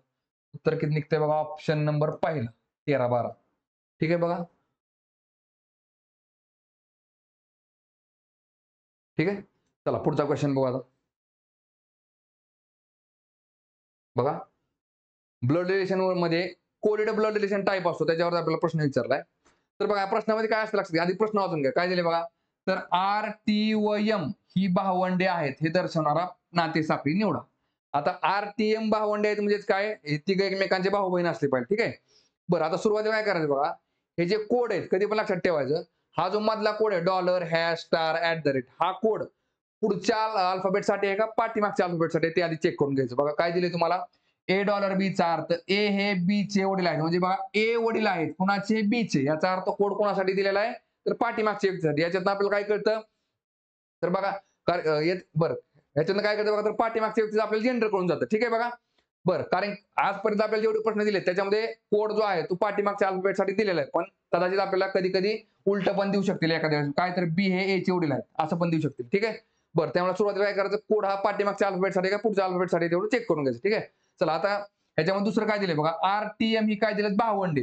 भावंडे म्हणजेच काय बघा आर असेल बघा आर टी टी एम आणि दुसरं काय आर एम ह्यांच्यामध्ये जे काय कोड असणार आहेत लगेच्या लगे आल्यानंतर ते कोड भाऊ किंवा बहिणीचे असले पाहिजे. कारण हे आपल्याला काय दाखवायचे भावंडे दाखवायचे. आता भाऊ बहिणीचा कोड कुठं दिसतोय बघा तुम्हाला बहीण आणि भाऊ दिसतोय. बहिणीसाठी कोड काय बघा हॅश यांच्यामध्ये एक तर हॅश येऊ शकतो किंवा भाऊ म्हणजेच काय म्हणजे बघा जर आर आणि टी लागोपाठ जर येत असतील ना तर त्यांच्यामध्ये हे दोनच कोड असतात कुठला हॅशचा आणि चा तिसरा कोड नसणार आहे. ठीक आहे बघा. आता जर आपण इथे चेक केलं बघा आर आणि टी मध्ये काय दिले बघा आर आणि टी मध्ये येणार आहे का तर येणार आहे. चला परत टी आणि एम मध्ये काय दिले बघा हॅश दिलाय. बघा टी आणि एम इथं दिसतोय मग टी आणि एम मध्ये आपल्याला काय घ्यायचंय हॅश किंवा घ्यायचा आहे. तर त्यांनी स्टार दिलेला आहे त्यामुळे पहिला ऑप्शन काय झाला आपला कॅन्सल झाला. ठीक आहे बघा परत दुसरं काय दिलंय बघा बघा आर आणि टी मध्ये त्यांनी काय दिला डॉलर दिलाय. बघा आर आणि टी मध्ये आपल्याला काय पाहिजे फक्त हॅश आणि हे इथं काय दिलंय बघा डॉलर त्यामुळे हा पण काय झाला कॅन्सल झाला. बघा परत इथे काय दिसतंय बघा तुम्हाला आर आणि टी मध्ये स्टार दिलाय. बघा आर आणि टी मध्ये आपल्याला काय पाहिजे फक्त किंवा या दोन्ही हॅश या दोन्हीपैकी एकच इथं स्टार दिला हे झालं चूक. आता 4 नंबरला बघा बरोबर आर आणि टी मध्ये आहे आर आणि टी मध्ये आहे आणि बरोबर टी आणि एम मध्ये हॅश आहे बघा टी आणि एम मध्ये हॅश आहे. ठीक आहे म्हणजे आपलं उत्तर किती असणार आहे ऑप्शन नंबर 4 असणार आहे. बघा असं चेक केलं ना तर तुम्हाला क्वेश्चन सॉल्व्ह करत बसायची गरज नसते. तरी पण आता आपण चेक करू बघा चौथा ऑप्शन काय दिलंय बघा $Q आता डॉलरचा अर्थ काय बघा $A चा अर्थ ए हे बी चे वडील आहेत म्हणजेच काय बघा तर $R चा अर्थ Q हे R चे वडील आहेत. बघा Q हे कोण आहेत तर वडील आहेत कुणाचे तर R चे.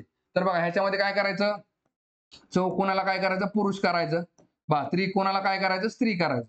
ठीक आहे बघा पती पत्नी जर असतील पती आणि पत्नी तर पती पत्नी दाखवताना काय करायचं प्लसचं साइन द्यायचं आणि भाऊ आणि बहीण जर असतील भावंडे जर असतील भावंडेला फक्त कुठलं साइन वापरायचं = साइन वापरायचं. ठीक आहे बघा.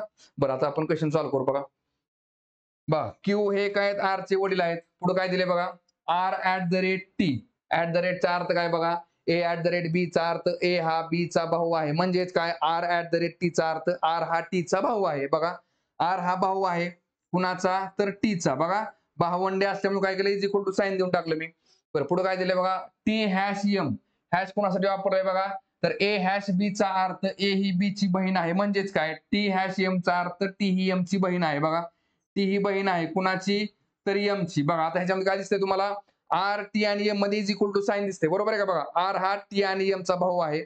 बघा टी ही आर आणि एम ची बहीण आहे पण एम हा टी आणि आर चा भाऊ आहे का बहीण आहे ते आपल्याला माहित नाही जेंडर माहित नाही पण भावंड आहे म्हणजे भाऊ किंवा बहीण दोन्हीपैकी एक काहीतरी एवढं कन्फर्म आहे. मग आपल्याला काय दाखवायचं फक्त बघा आर टी व एम ही भावंडे आहेत का तर बघा आर टी आणि एम ही एकमेकांची भावंडे आहेत. हे निघते कुठं ऑप्शन नंबर 4 मध्ये. ठीक आहे चला पुढचा क्वेश्चन बघू आता. तर बघा प्रतिमावरती क्वेश्चन दिलाय काय दिले बघा एक्सच्या पारदर्शक कागदाची घडी दाखवणारा पर्याय निवडा. तर बघा आता काय दिले बघा तुम्हाला आडवी मांडणी केली आणि पर्याय देताना उभे दिलेत येते लक्षामध्ये. तर बघा सुरुवातीला काय करायचं चारही ह्याच्यामध्ये कॉमन काय दिसते तेवढं चेक करायचं कधी पण लक्षात घ्या काय दिसतंय कॉमन तुम्हाला इकडं चंद्र आकार दिसतोय का आडवा मांडलेला एकाच जागाला दिसतोय बरोबर चंद्र आकार फक्त बघा चंद्र आकार इथं साईज त्यांनी बदललेले कुठं ह्या साईडला पुढे घेतलाय त्यांनी आणि इकडे बघा ह्या 3 ठिकाणी पाठीमागे दिसतोय बरोबर आहे का बघा चंद्र जर आपण नीट बघितला इथं, तर चंद्र बघा कोपऱ्याला पाठ करून लगेच चिटकून, बरोबर आहे का नाही?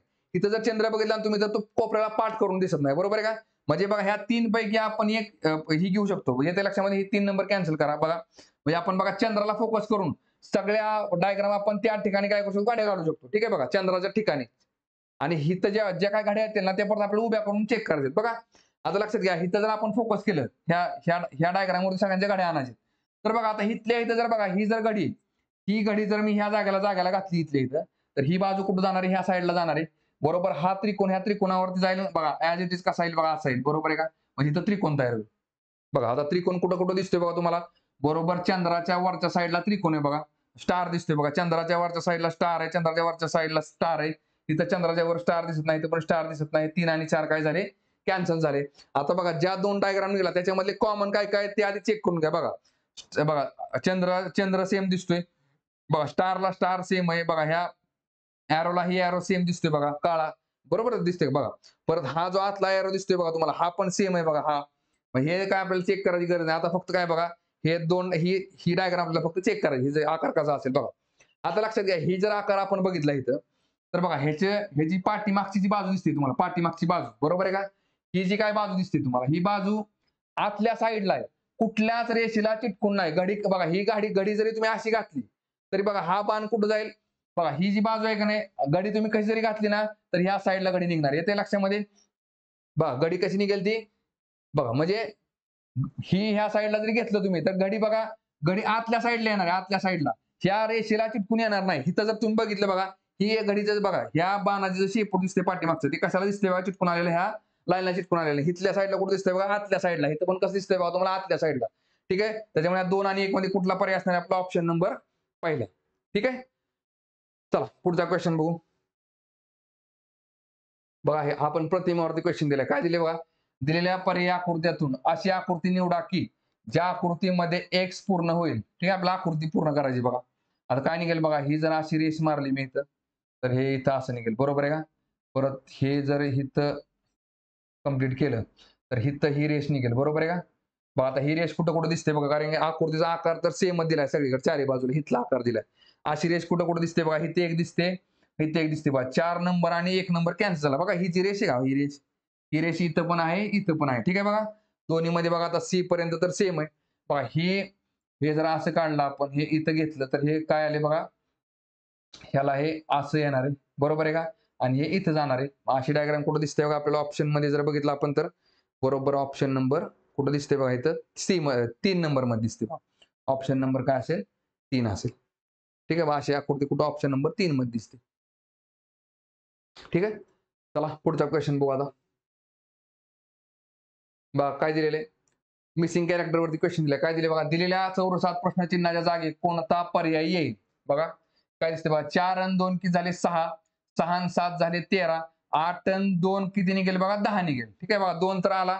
हे 3 आणि 4 कॅन्सल झाले. बघा आता परत च्या पुढे बघा, अधिक 2 केले काय निघते? सी निघते. ए बी सी, नंतर काय? D E. इथं पण सी च्या पुढे अधिक 2 केले काय निघाला? ई निघाला. बघा पी च्या पुढे 2 घर जावा, ओ पी. क्यू आर, परत एस टी. बघा पीच्या पुढे 2 घर गेले की कोण आहे? आर आला. आरच्या पुढे 2 घर गेला की टी येते. बा एनच्या पुढे 2 घर गेला, एन ओ पी, आणि परत क्यू आर. बघा एनच्या पुढे 2 गेले पी, पीच्या पुढे परत क्यू आणि आर, म्हणजे काय निघेल? 2 आर. इथं काय निघेल? आर निघेल. Option number 2. ठीक आहे. चला पुढचा क्वेश्चन बघू आता. बघा सिलोगिझम चॅप्टरवरती क्वेश्चन दिलेला आहे. काय दिले बघा, खाली 2 विधाने आणि त्यावरून काढलेले निष्कर्ष दिलेले आहेत. निष्कर्षाबाबतचा योग्य पर्याय निवडा.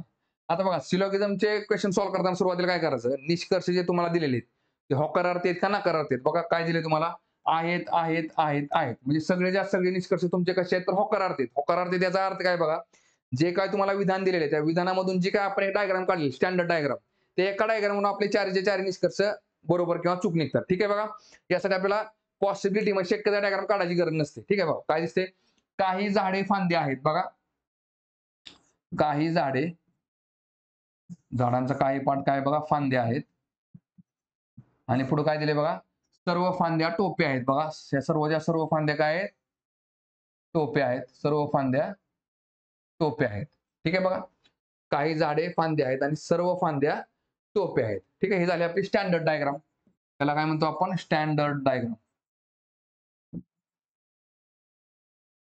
ठीक आहे, आता ह्याच्यावरनं आपण चारही निष्कर्ष चेक करू शकतो. काय दिले बघा? काही झाडे टोप्या आहेत. बघा, काही झाडे टोप्या आहेत का बघा? झाडांचा हा पार्ट टोप्या एकत्र आहे. पहिलं काय झालं? बरोबर झालं. काही झाडे टोप्या आहेत. चला दुसरं, काही टोप्या झाडे आहेत. बघा, काही टोप्या झाडे आहेत का? तर आहेत. टोप्यांचा हा पार्ट काय आहे? तर झाडे आहेत. चला ब पण बरोबर आहे. सी काय दिले बघा? सर्व टोप्या फांद्या आहेत. बघा, सर्वच्या सर्व टोप्या फांद्या आहेत का? नाही. सर्व फांद्या टोप्या आहेत, पण सर्व टोप्या फांद्या आहेत का? नाही. टोप्यांमधला काही पार्ट हा मधला जो आहे ना, तो फक्त काय? फांद्या आहे. त्यामुळे काही टोप्या फांद्या आहेत हे बरोबर येते. सर्व टोप्या फांद्या आहेत का? तर हे काय ते चूक येते. सर्व टोप्या फांद्या आहेत का? तर नाही. ड काय दिले बघा? सर्व फांद्या टोप्या आहेत. बा सर्व फांद्या टोप्या आहेत का? तर आहेत. सर्व फांद्या टोप्या आहेत. ड पण काय आला? बरोबर आला. म्हणजे काय निघते बघा? अ, ब आणि ड. कुठं निघते बघा? अ, ब व ड. ऑप्शन नंबर 1 निघतो. ठीक आहे. चला पुढे बघू आता. तर बघा, थांबू आता आपण या ठिकाणी. तर बघा, आपल्या प्ले स्टोअरला आपलं ॲप्लिकेशन आहे काय? सागर पाटील मॅथ्स अँड रिझनिंग नावाचं. त्याच्यामध्ये आपण एमपीएससीचं आपली बॅच लॉन्च केलेली आहे. फक्त फक्त ₹999 मध्ये आपण एमपीएससीची बॅच लॉन्च केलेली आहे. आणि याच ॲप्लिकेशनवरती आपण कंबाईनची पण ₹999 मध्येच बॅच लॉन्च केलेली आहे. तर येणाऱ्या काळामध्ये बघा, आपण यूपीएससी आणि इतर स्पर्धा परीक्षांच्या पण बॅचेस लॉन्च करणार आहे. कशावरती? Sagar Patil maths and reasoning ॲप्लिकेशनवरती. Google Playला जाऊन तुम्ही प्ले स्टोअरवरून हे ॲप्लिकेशन डाउनलोड करू शकता. ठीक आहे. तर थांबू आता आपण या ठिकाणी.